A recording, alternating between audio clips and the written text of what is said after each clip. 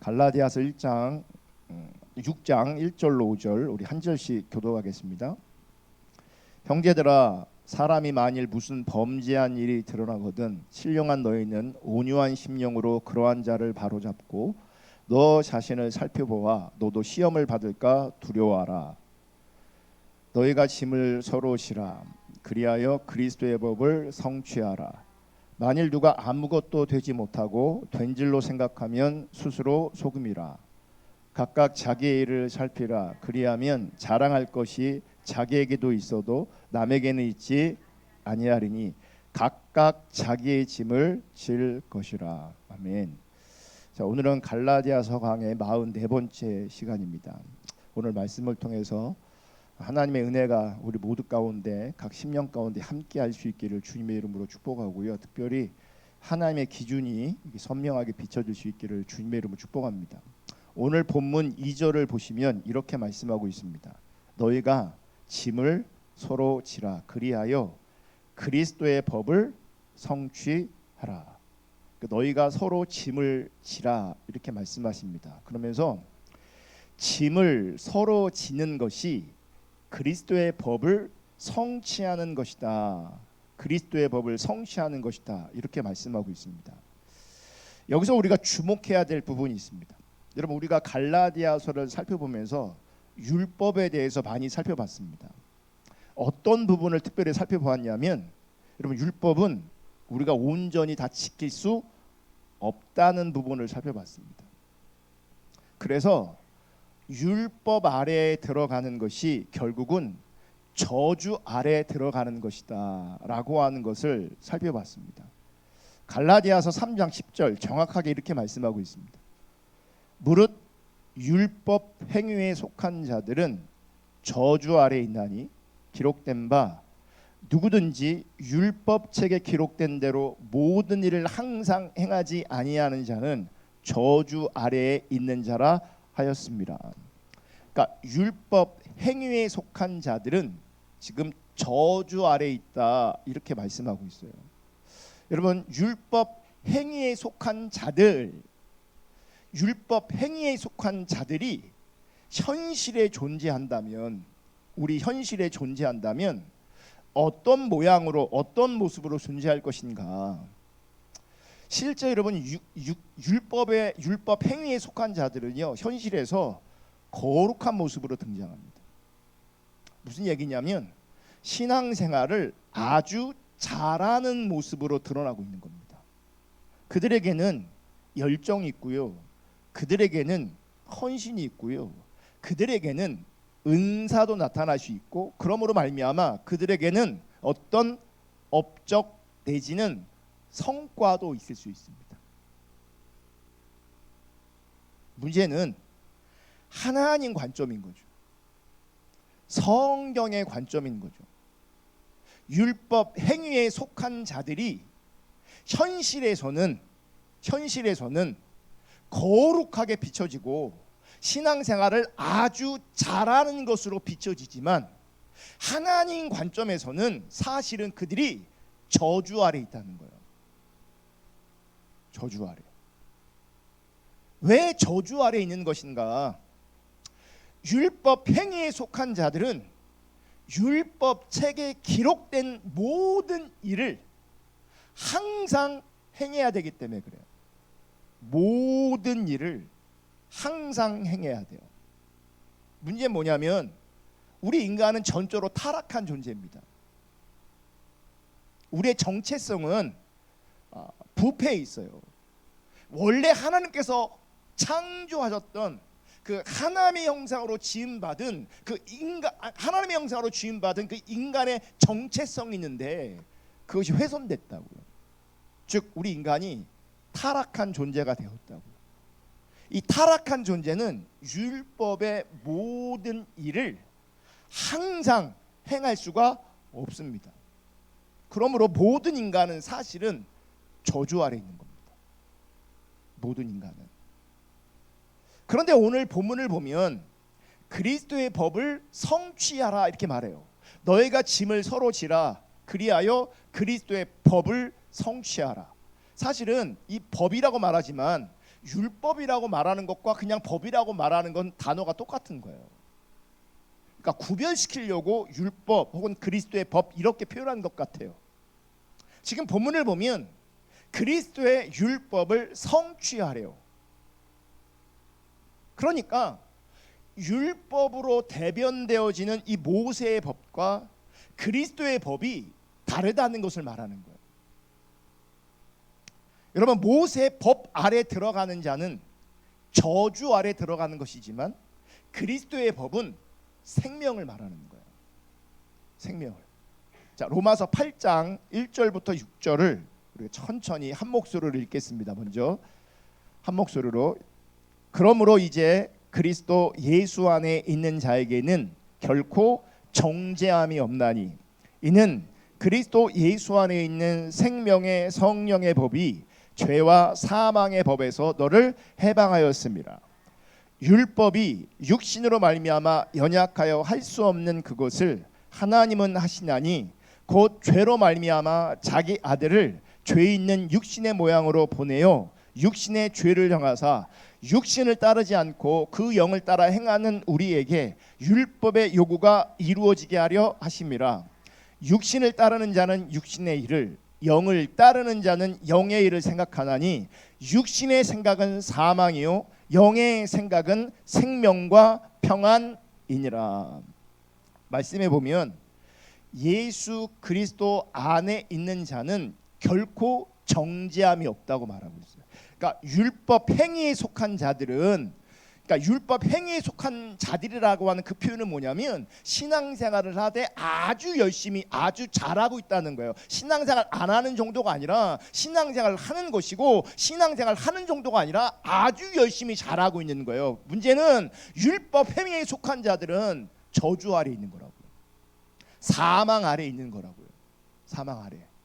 그래서 성경은 뭐라고 말하냐면 예수 그리스도 안에 있는 자는 결코 정죄함이 없다. 그 이유는 그리스도 예수 안에 있는 생명의 성령의 법이 죄와 사망의 법에서 해방하였기 때문이다. 이렇게 얘기하고 있는 겁니다.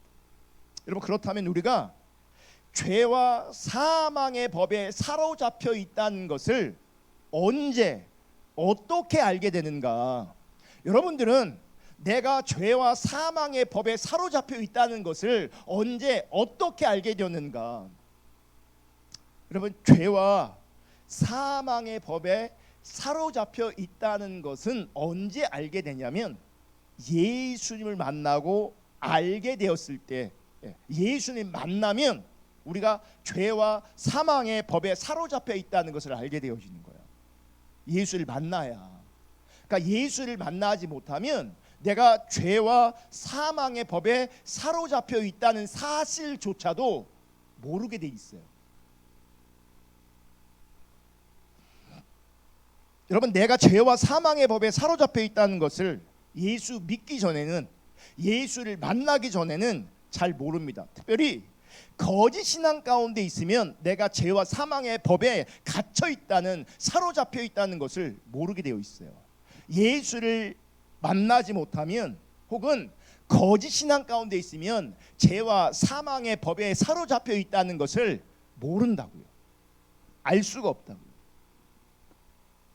죄와 사망의 법에 사로잡혔다는 것을 몰랐다는 것은 또 뭘 말하냐면 율법의 기능도 잘 모른다는 거예요. 율법의 기능. 그래서 이런 바울도요, 예수님을 만나기 전에는 자신이 죄와 사망의 법에 사로잡혀 있었다는 사실을 바울도 몰랐습니다. 반대로 자기는 율법을 잘 지키는 자이기 때문에 의로운 자라고 여겼고, 자기는 율법을 잘 지키고 있는 자이기 때문에 생명이 있다고 생각했어요. 하나님 관점에서는 죄와 사망의 법에 사실은 사로잡혀 있는 것인데 예수를 만나지 못하면 그 사실을 모른다고요. 거짓 신앙 가운데 있으면 그 사실을 모른다고요. 거꾸로 자기는 의롭고 자기는 생명이 있다고 생각한다고요. 누구도 그랬냐면 바울도 그랬어요. 그래서 바울도 예수님을 만나고 성령이 임하기 전에는 이 율법의 기능과 율법의 뜻을 정확하게 알지 못했어요. 알지 못하면서 뭐예요? 지키려고만 한 거죠. 그러니까 지키려고만 하면 어떤 사람이 되는 거예요? 율법 행위에 속한 자가 되는 거죠. 율법 행위에 속한 자들은 뭐라고요? 저주 아래 있다고요. 바울이 나중에 예수를 만나고 난 이후에 율법의 뜻을 제대로 알게 된 겁니다. 예전엔 율법이 자신에게 생명이 주는 것으로 이해하고 있었어요. 그런데 예수를 만나고 난 이후에는 율법으로 말미암아 도리어 사망에 이르게 되는 것을 알게 되었어요. 여러분, 우리의 타락한 본성은요, 왜곡이 너무나 쉽게 일어납니다. 왜곡이 너무 쉽게 일어납니다. 구약을 봐도 마찬가지고 신약을 봐도 마찬가지인데요, 우리가 은혜 받았다 그러잖아요. 금방 쏟아져 버립니다. 교회가 세워지잖아요. 금방 타락합니다. 누가 타락하지 않냐? 누가 부패하지 않냐? 나는 타락할 수밖에 없는 존재고 부패할 수밖에 없는 존재라는 것을 인식하는 사람이 부패하지 않아요. 근데 나는 타락하지 않는다, 나는 넘어지지 않는다, 나는 부패하지 않는다 라고 생각한다면 그분은 이미 부패한 거예요.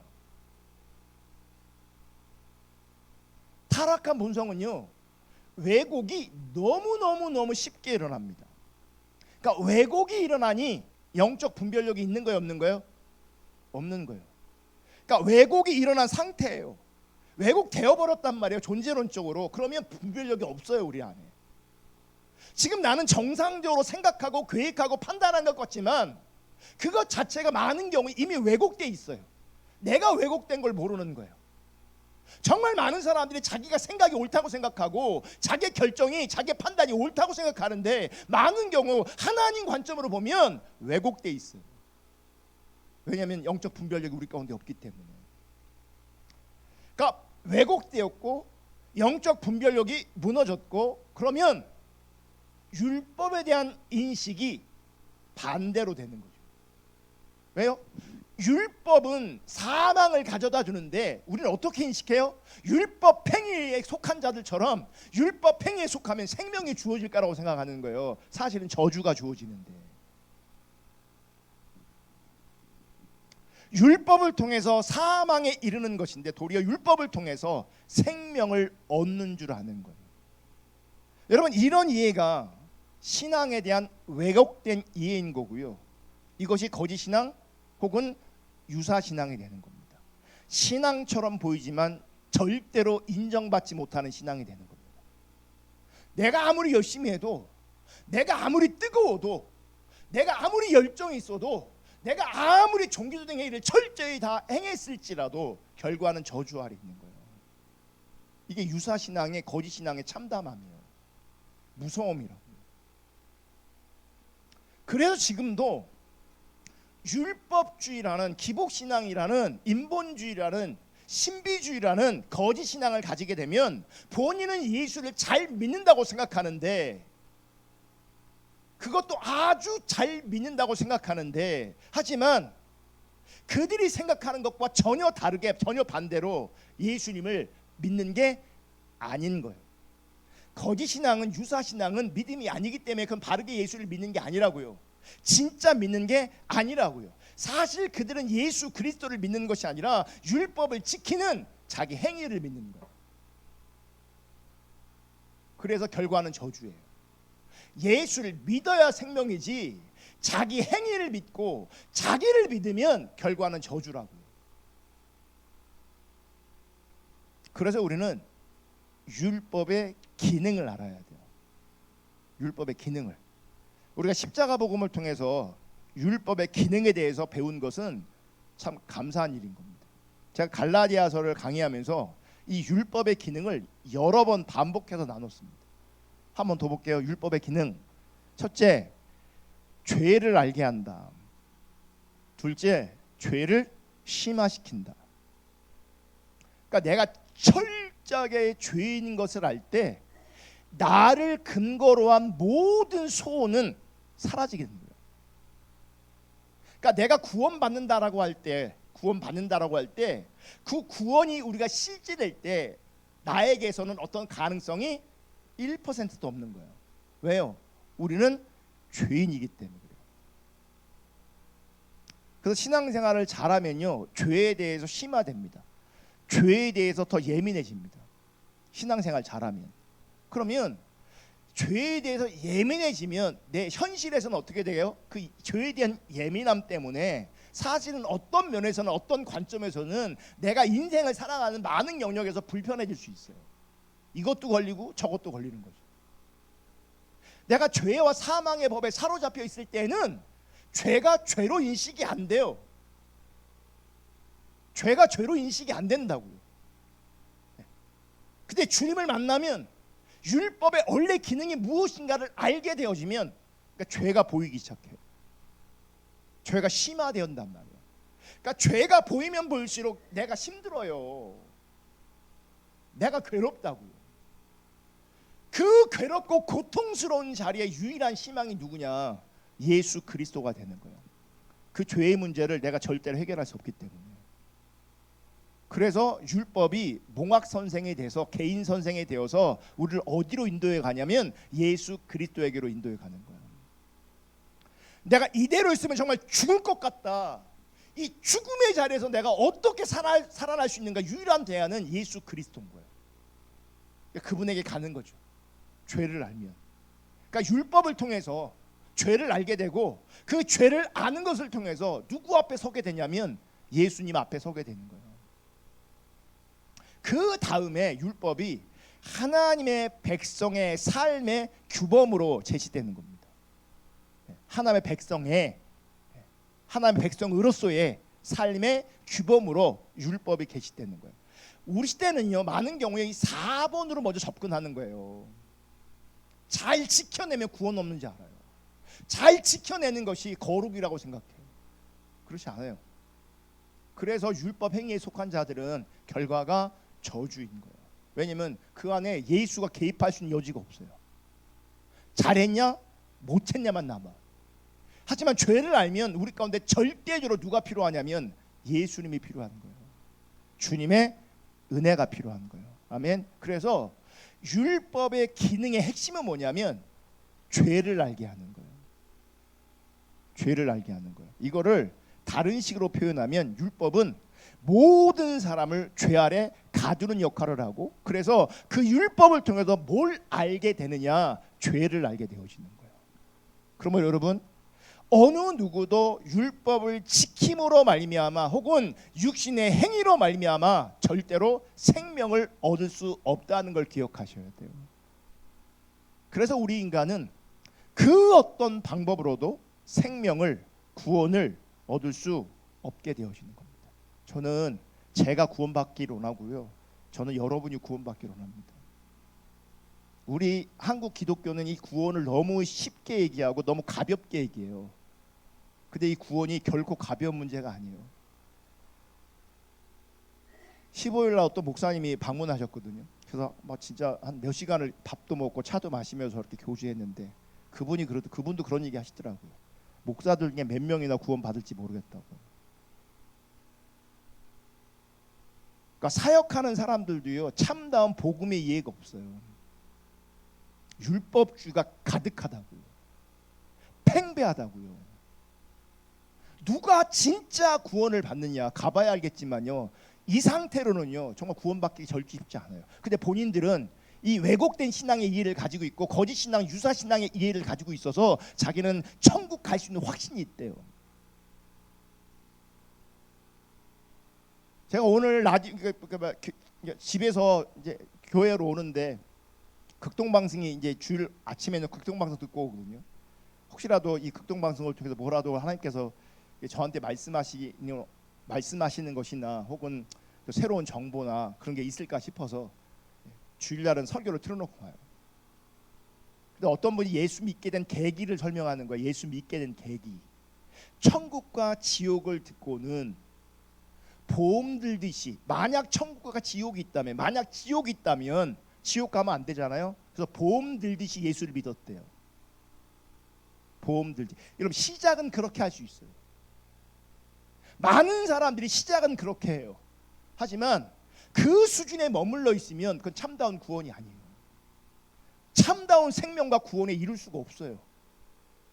성경이 말하는 구원은, 성경이 말하는 생명은 그런 게 아니에요. 내가 예수를 믿어주는 행위를 가지고 있으면 나중에 천국 간다. 그래서 예수를 믿는 이 행위가 뭐가 되는 거예요? 보험이 되는 거예요. 그게 정확하게 율법주의적인 이해예요. 우리는요, 율법의 행위로, 육신의 행위로, 그 어떤 방법으로도 구원받을 수 없습니다. 그런데 이렇게 죄 아래 갇혀있던 우리를 생명의 성령의 법이 우리를 해방시켰다는 거예요. 이게 놀라워요. 해방된 거죠. 그 죄의 권세 아래 있었는데, 우리가 사망의 권세 아래 있었는데, 그 생명의 성령의 법이 죄로 말미암아 우리를 해방시켰다는 거예요. 그리스도의 법으로 말미암아 해방시켰다는 거죠. 그러니까 정리하면 율법으로 죄 아래 갇히게 되어지고 그리스도의 법으로 죄에서 해방되어지는 거예요. 율법으로 죄에 더 갇히고 그리스도의 법으로 죄에서 해방되는 거라고요. 이 하나님의 진리가 우리 가운데 은혜로 실제가 되어지는 거예요. 뭘 하고 안 하고로 접근하는 게 아니라고요. 우리가 본질을 그렇게 얘기해도요, 율법적인 관점에서 기도하기를, 큐티하기를 결정해. 많은 사람들이 아직도 우리 신앙관 안에 율법주의가 뿌리 깊게 심겨져 있어요. 주님을 찾는 것을 자기 행위라고 얘기하는 거예요. 자기 행위를 근거로 해서 주님을 찾으려고 해. 행위하지 말라는 게 아니에요. 그게 열매로 나와야지 내가 그 행위를 통해서 의롭게 되고 그 행위를 통해서 친밀함을 얻어내는 게 아니라고요.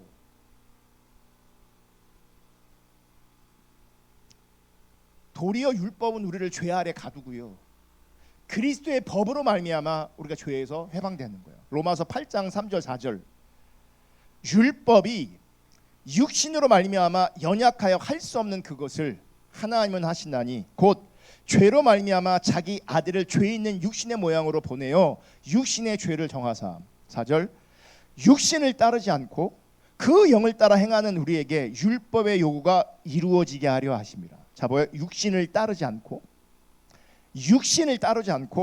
그 영을 따라, 성령을 따라 행하는 우리에게 뭐가 된다고요? 율법의 요구가 이루어진다, 이렇게 말하고 있어요. 그러니까 육신을 따라가면 안 돼요. 그 영을 따라 행해야 돼요. 성령을 따라 행해야 된다고요. 그러면 율법의 요구가 이루어진다고요. 그럼 그 율법의 요구가 뭐냐? 그 율법의 요구를 한마디로 줄이면 헤세드예요. 하나님 사랑, 이웃 사랑이고, 우리 삶의 자리에 구체적으로 그게 어떻게 드러나는 거예요? 사랑으로 드러나는 거예요. 문제는 그 사랑이라는 것이 우리의 힘으로 되는 것이 아니라는 거죠. 여러분, 우리는 사랑할 수 있는 자원이 없고요, 우리는 사랑이 뭔지도 몰라요.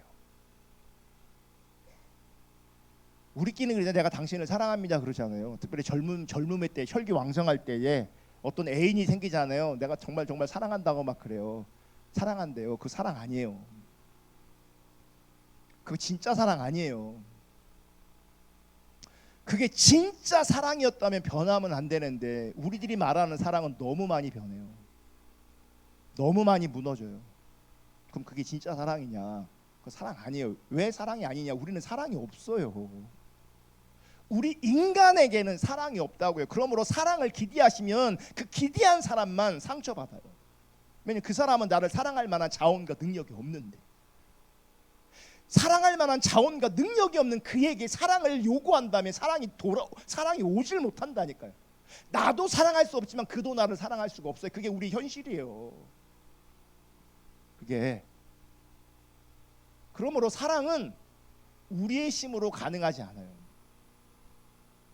가능하다면 우리의 힘으로 가능한 것이 아니라 성령의 열매로 가능한 거예요. 성령의 열매로.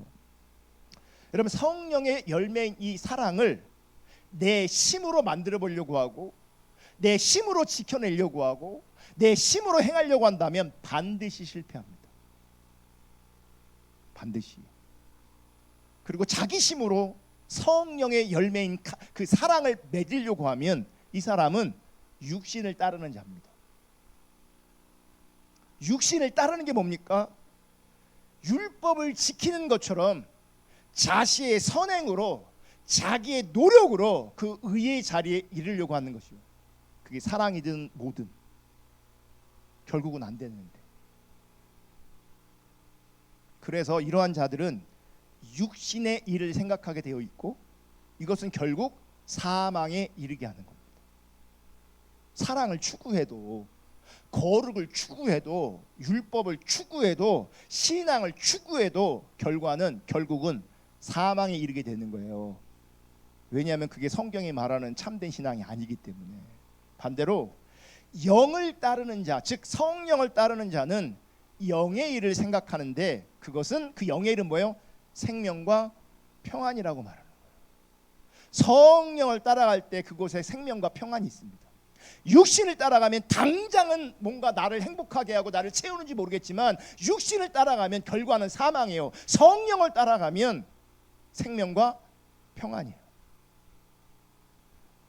그럼 영을 따라간다는 건 뭐냐? 성령을 따라간다는 건 뭐냐?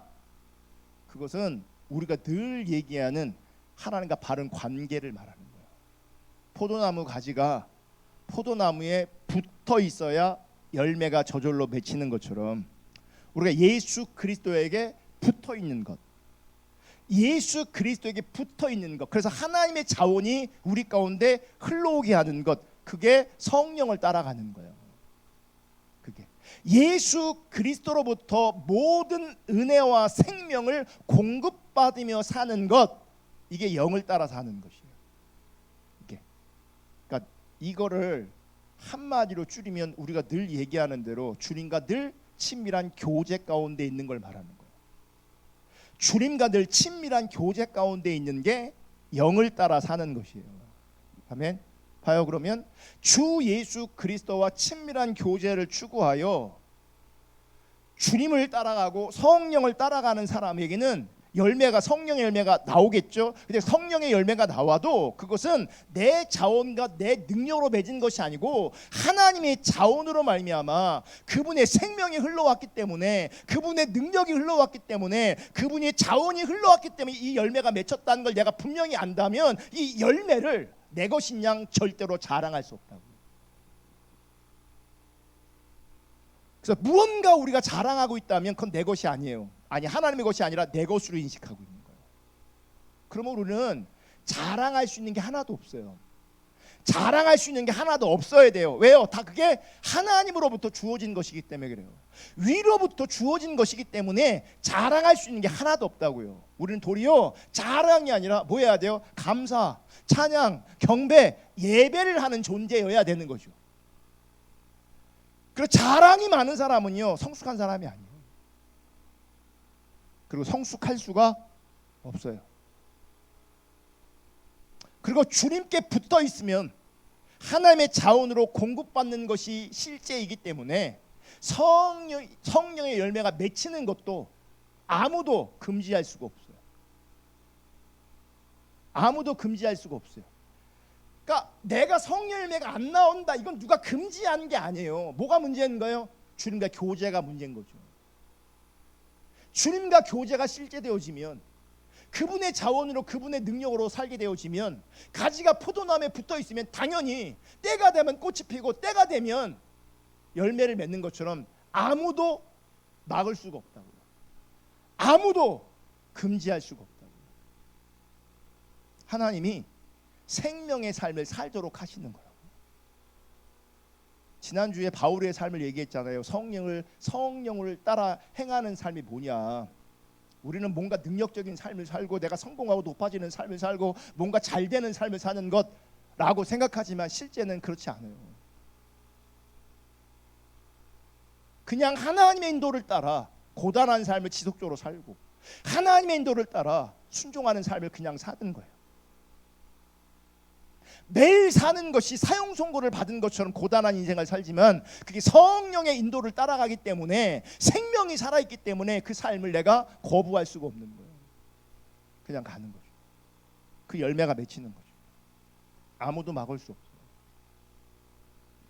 오늘 본문 1절 다시 보면 이런 말씀이 있어요. 형제들아, 사람이 만일 무슨 범죄한 일이 드러나거든 신령한 너희는 온유한 심령으로 그러한 자를 바로잡고 너 자신을 살펴보아 너도 시험을 받을까 두려워하라.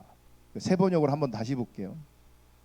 형제 자매 여러분, 어떤 사람이 어떤 죄에 빠진 일이 드러나면 성령의 인도하심을 따라 사는 사람인 여러분은, 제가 이것 때문에 세 번역을 보는 거예요. 개역개정은 신령한 너희는 이라고 표현하고 있는데 그 신령한 일을 세 번역은 뭐라고 말하냐면 성령의 인도하심을 따라 사는 사람인 여러분은 온유한 마음으로 그런 사람을 바로잡아주고 자기를 스스로 살펴서 유혹에 빠지지 않도록 조심하십시오. 누가 등장하냐면 교회 안에 같이 신앙생활하는데 범죄한 사람이 등장해요. 여기서 범죄했다는 얘기는 뭐냐면 발을 헛디딘 걸 말하는 거예요. 함정에 빠진 걸 말하는 거예요. 다시 말하면 연약해져서 유혹에 넘어간 사람을 말하는 거예요. 복음을 믿고 있는데 우리 같은 편은 신앙의 본질을 추구하고 있는데 유혹에 빠져서 육신의 일로 돌아간 사람을 말하는 거예요. 육신의 일로. 이러한 자들을 신령한 너희는 온유한 심령으로 바로 잡아줘라 이렇게 얘기하는 거예요. 아까 신령하다는 게 뭐예요? 여러분, 신령한 거는 신령하다 이렇게 표현하면 어떤 영적인 현상이 있는 사람이 신령한 사람으로 등장하게 돼요. 우리는 이 신령이란 개념이 왜곡돼 있어서, 그러니까 은사가 충만하고 은사가 나타나는 사람이 신령한 것처럼 보여요. 근데 성경이 말하는, 오늘 본문이 말하는 신령하다는 말은 성령이 임한 자들을 말하는 거예요. 더 나아가서 성령의 인도하심을 받는 사람을 말하는 거예요. 성령의 인도하심을 받는 사람이 영적인 사람, 그 영적인 사람을 신령하다, 개역 개정은 그렇게 표현하고 있는 거예요. 그러니까 너희가 성령이 임한 자라면, 너희가 성령의 인도하심을 따라 사는 사람이라면, 혹 범죄한 사람이 있을 때, 유혹에 넘어진 사람이 있을 때 온유함으로, 온유한 심령으로 바로 잡아주라고 말씀하시는 거예요. 여기서 바로 잡는 건 뭡니까? 어그러진 것이 바르게 돌아오는 걸 말하는 거죠. 삐뚤어진 것이 바르게 돌아오는 걸 말하는 거예요. 팔이 부러졌어요. 그럼 어떻게 해야 돼요? 잘라내는 게 아니라 깁스해주고 이렇게 끈으로 걸어주잖아요. 이게 뼈가 제대로 붙을 수 있도록, 이게 바로 잡아주는 거죠. 이게. 그러면서 뭐라고 말씀하시냐면 너 자신도 잘 살펴봐라. 너도 시험 받을 수 있어. 너도 넘어질 수 있어. 너도 똑같이 넘어질 수 있어. 이렇게 말하는 거예요. 그래서 조심해야 돼. 무슨 말이냐? 너도 신앙의 본질을 놓치면 네 앞에서 범죄한 저 사람처럼, 유혹에 넘어진 저 사람처럼 너도 그렇게 똑같이 될 수 있어. 뭘 놓쳐버리면요? 신앙의 본질을 놓쳐버리면, 성령의 인도하심을 따라가는 것을 놓쳐버리면 똑같이 뭐가 되는 거예요? 범죄하게 된다고요. 우리는 유혹에 빠지는 것을, 그냥 넘어진 것을 성경은 뭐라고 말하면 그것조차도 범죄했다 말하는 거예요. 여러분, 신앙의 본질을 놓쳐버린 것 자체가, 성령의 인도하심을 놓쳐버린 것 자체가 범죄가 된다는 걸 기억하셔야 돼요. 내가 도덕적으로 윤리적으로 어떤 드러나는 죄를 짓지 않았어도 그분을 놓쳐버리고 성령의 인도하심을 놓쳐버리면 그것 자체가 범죄가 돼요. 그런 사람이 있다면 바로 잡아줘라, 온유한 마음으로, 이렇게 말하는 거예요. 그러니까 성령이 임한 자들의 교회 안에 어떤 연약한 자들, 더 나아가서 범죄한 자들에 대해서 이런 자세와 태도를 가져라, 이렇게 말씀하고 있는 거예요. 저는 오늘 본문 안에서 도전되는 게 있어요. 범죄한 자를 어떻게 다루래요? 온유한 마음으로 다루래요. 온유함으로. 또 온유한 마음으로 뭐 하래요? 바로 잡아주래. 바로. 이게 엄청나게 제 안에 부담이 되고요. 마음에 어려운 마음이 생기더라고요. 성경은 온유함으로 바로 잡아주는 것을 우리 가운데 지금 요구하고 있는데, 나는 온유한 마음이 있는가? 혹은 나는 바로 잡아주고 있는가?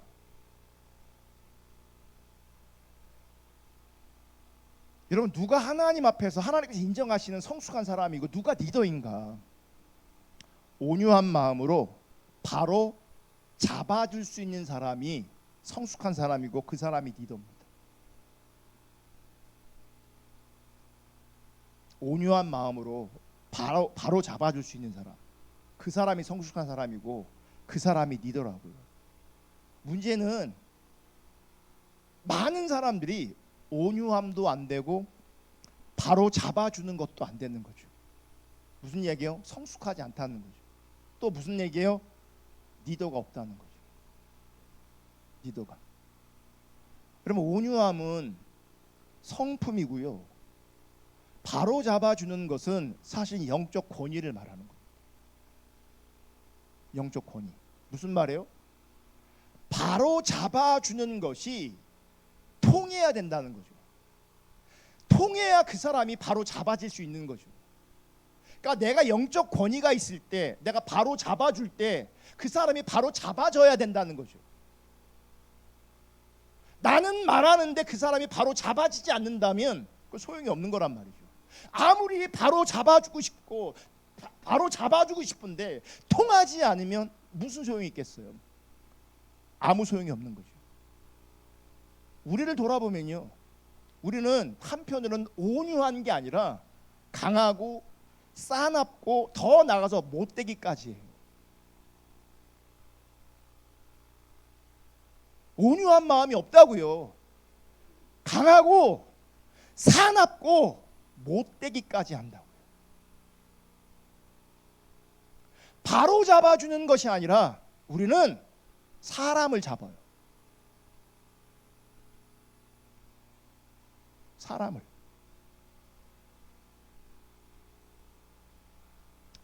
그러면 잔소리 아무리 해봐야 그 사람 바로 잡히지 않습니다. 영적 권위가 없는 권면 아무도 안 듣습니다. 왜 내 말을 안 듣냐고 아무리 하소연해도, 왜 내 말을 안 듣냐고 아무리 외쳐도요, 나에게 그 영적 권위가 없으면요, 누구도 내 말을 통해서 바로 잡히지 않습니다. 온유한 마음으로 바로 잡을 수 있는 영적 권위가 우리 시대에 절박하게 필요합니다. 그래서 우리는 온유함이 없는 것을 정말 하나님 앞에서 회개해야 합니다. 바로 잡아주지 못하는 것도 회개해야 합니다. 여러분, 온유함도 바로 잡아줄 수 있는 이 영적 권위도 내가 만들 수 없습니다. 어디서 나오는지 아십니까? 하나님과의 관계성에서 나오는 거예요. 그래서 하나님 없는 사람이 강하고 사납고 못된 겁니다. 이걸 한마디로 말하면 자기 중심성이 강하고, 이런 사람은 도리어 세상을 추구하고 육신의 일을 추구합니다. 거기서 회개하고 돌이키지 않으면 결과는 사망입니다. 왜냐하면 그건 예수 믿는 게 아니기 때문에 그래요.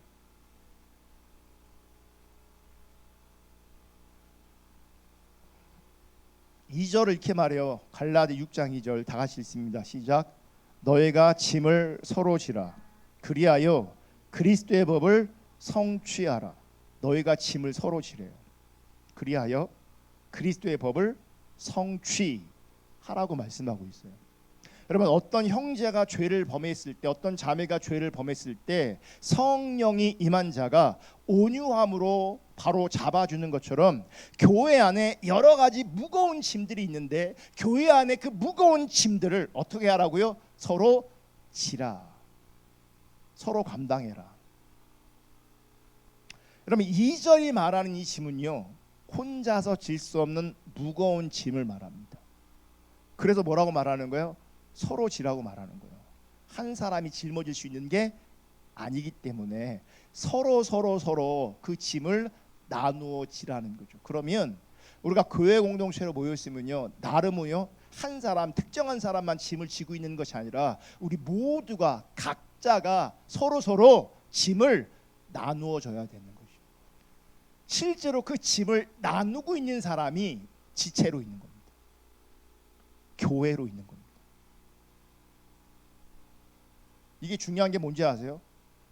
짐을 서로 지라, 그리하여 그리스도의 법을 성취하라. 그리스도의 법이 어떻게 성취되는 겁니까? 사랑하는 마음으로 서로 짐을 나누어질 때 그리스도의 법이 성취되는 거예요. 5절에 보면 이렇게 말해요. 각각 자기의 짐을 질 것이라. 각각, 그러니까 각각 자기 짐이 있고 함께 지는 짐이 있다는 거예요. 각자가 지는 짐은 나 혼자만 지면 되니까 그 무거운 짐이 아니에요. 내가 감당할 수 있으니까. 근데 함께 담당해야 되는 그 짐은 무거워서 함께 들어야 되는 거예요. 함께 서로 짐을 지어야 되는 거예요. 그런데 보세요. 이 무거운 짐을 나 편하려고 모른 채 하며 빠져나가면 그분은요 지금 성령님이 없는 거죠. 왜냐하면 성령이 함께 하시면 그렇게 모른 채 하도록 내비두지 않을 겁니다. 빠져나가게 하지 않을 겁니다. 성령님은요 그 무거운 짐을 같이 지게 합니다. 그 무거운 짐을 서로 지게 합니다. 우리는 꾀가 많아갖고요 많은 사람들이 이렇게 저렇게 무거운 짐을 나눠주고 있을 때 거기 내가 빠져버리면, 그래서 편한 자리에 있으면 내가 지혜로운지 생각해요. 내가 지혜롭다고 생각해요. 아니요. 성경은, 하나님은 서로 짐을 질 때에 그리스도의 법이 성취된다고 말해요. 그러니까 꾀를 부려서 자기 편하기 위해서 모른 체하고 빠져나가잖아요. 그에게는 그리스도의 법이 성취되지 않는 거죠. 오늘 설교 제목이 신령한 너희는입니다. 신령한 너희는, 즉 성령의 인도를 받는 너희는 짐을 서로 지라. 그러니까 성령의 인도를 받으면 어떤 열매가 맺혀지는 겁니까? 짐을 서로 지는 것으로 나타나는 거예요. 성령의 인도를 따르면 성령의 열매가 맺히는데, 성령의 인도와 그 성령의 열매는 결국 뭘로 나타나는 거냐? 짐을 서로 지는 것으로 나타나는. 정말 우리 시대의 이기심이 팽배합니다. 나만 편하면 되고 내 가족만 편하면 되고, 나만 문제 없고 내 가족만 문제 없으면 돼. 그리고 주변을 살피지 않아, 공동체를 살피지 않아. 왜 그러냐? 가장 핵심적인 이유는 그분에게 성령이 없기 때문에 그래요. 성령이 없어서 그래요. 그냥 자기만 편하면 돼요. 자기만 재밌으면 돼요. 근데 성령은 그렇게 우리를 인도하지 않아요. 신령한 너희는, 성령의 인도를 받는 너희는 짐을 서로 지라. 내 건 내가 지고 다른 사람의 짐을 내가 같이 짐으로 말미암아 가볍게 해주는 것, 이게 율법의 요구라고요. 실제 그 자리에 있을 때 그게 참신앙이라고요. 요란하게 방언하고 예언하고 뒤집어지고 이게 신령한 게 아니라고요. 짐을 서로 나누어지는 게, 그게 참다운 성령의 역사예요. 그게 진짜 성령의 역사라고요. 성령의 인도를 받은 사람은 참된 신앙의 열매가 맺혀지는데, 그것은 짐을 서로 지는 것으로 나타나는 겁니다. 그래서 다음 시간에는 이 짐을 서로 지는 것에 대해서 자세하게 살펴보려고 합니다. 찬양하고 기도하겠습니다.